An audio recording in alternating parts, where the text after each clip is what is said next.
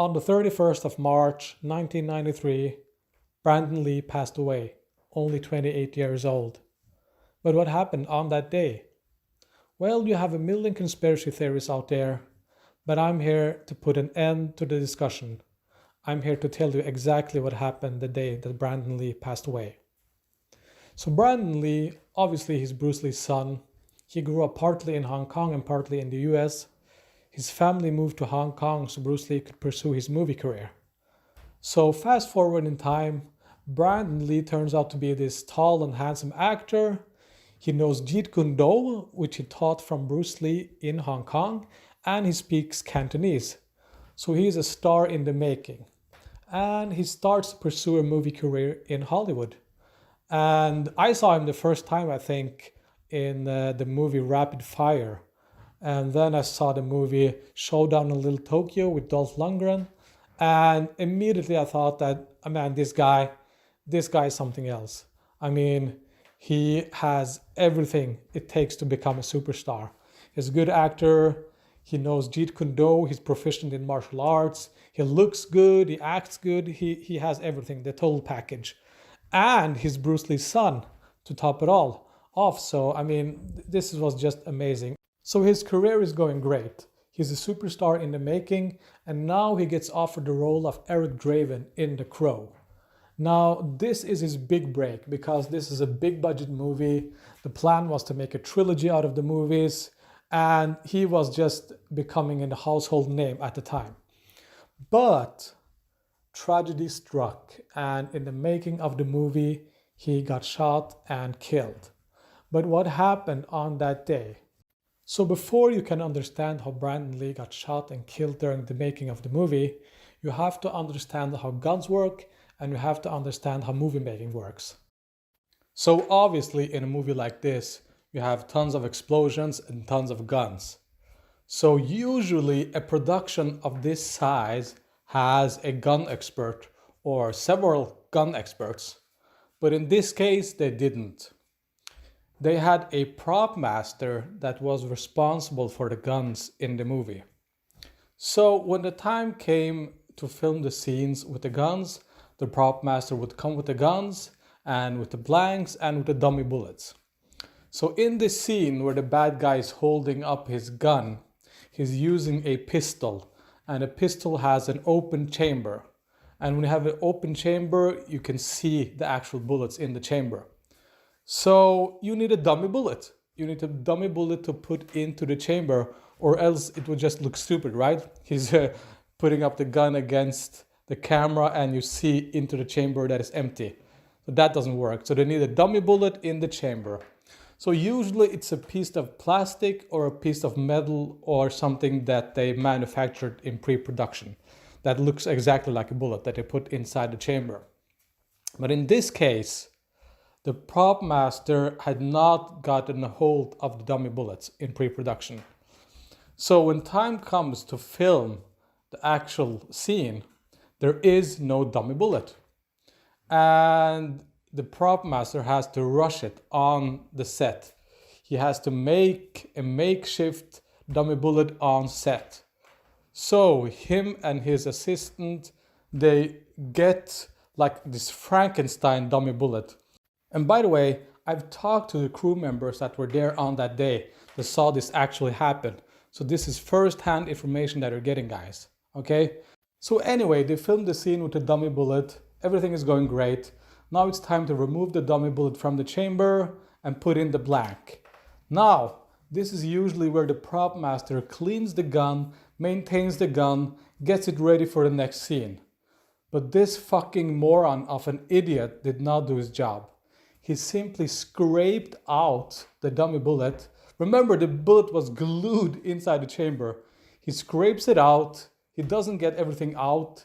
He leaves pieces and fragments of the bullet inside the chamber, and he puts the blank in, ready for the next scene. Now the next scene is where Eric Draven is shot. So the gun is given to Michael Massey, the actor, and he points it at Eric Draven. And he shoots, and Eric Draven dies. Well, in this case, Brandon Lee collapses, and everyone thinks he's acting. They're like, what's going on? And Brandon says, I'm hurt, I'm hurt, I'm hurt. And immediately they understand that something is wrong. Initially, they thought that the squibs were the cause of him collapsing. The squibs are, the fake blood that splatters all over the place. But it wasn't. And they couldn't understand what was going on because he didn't have any wounds, any visible wounds on him. So obviously they called the ambulance. The ambulance gets on the scene and they rush him to the hospital. And 12 hours later, he was in surgery. They tried to keep him alive. They tried everything. They literally could not find the fragment that had shot him. And 12 hours pass and he's pronounced dead. And they do an autopsy later. That's when they found the fragment. And that's the fragment that you see right there now. That is the actual fragment that was inside Brandon Lee. Remember, it took an autopsy to find it because the fragment was so large inside of him. It actually went through his abdomen and into his spine. That's where they found it. So the police initiated an investigation, obviously, into the production and into the crew. So they talked to everyone. They actually got a gun expert to actually replicate what happened. So the gun expert did exactly what the prop master did.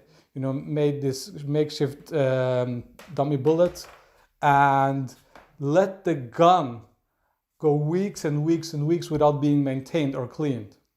And he shot the bullet just like in the movie, and just like in the movie, the fragments flew everywhere. And he actually said that it was more dangerous than a regular bullet because the fragments flew everywhere, okay? More dangerous than a regular bullet. So this fucking incompetent prop master hadn't cleaned the gun for weeks and weeks. I mean, if he just spent 2 minutes of his life cleaning the gun, we would not be having this conversation right now, and Brandon Lee would be alive. So, I mean, this guy, I know his name. I'm not going to say his name right now. But what happened is that he never, ever worked on a movie again in his life. So this fucking incompetent idiot of a prop master never again worked on a movie for the rest of his life. So some justice was done. But obviously this won't bring Brandon Lee back. I'm not going to say this guy's name, but he's a fucking incompetent idiot and deservedly did not work on a movie again for the rest of his life. So Linda Lee, Bruce Lee's wife and Brandon Lee's mother, she sued the production company and they didn't even fight it. They knew they were responsible for what happened and they settled out of court, and Linda Lee was awarded a bunch of millions. I don't know the exact number, but millions and millions. So obviously this won't bring Brandon Lee back either, but it's some justice that is done because they admitted responsibility for what happened. So what can I say, guys? I mean, this could have been avoided so easily if the guy had just done his job. I mean, I'm pretty exhausted from doing all this research, but finally we got to the bottom of this case. Now we finally know exactly what happened on that day. So if I had a time machine, I would go back and I would bitch slap the fuck out of this prop master and tell him to do his job. But that's life. And people, of course, they draw similarities between the death of Bruce Lee and Brandon Lee. And I can tell you it's just coincidental. It was just a tragic event in both cases. In this case, Brandon Lee had no choice. He was accidentally killed. In Bruce's case, he took a calculated risk. And that's life sometimes, you have to take some risks in life. That's just how it is. So in a few weeks, it's the 31st of March. It's the 26th anniversary of his death, actually. I can't believe it's been 26 years. It feels like yesterday I heard the news the first time, My thoughts go out to his friends and family. Obviously, this is a very tragic event. There is no conspiracy theory here, guys. It's just one of those tragic events. And luckily, we were left with his legacy. We have one of the greatest movies of all time out there in The Crow. If you haven't seen it, go see it. And thanks for listening, guys. See you later. Bye.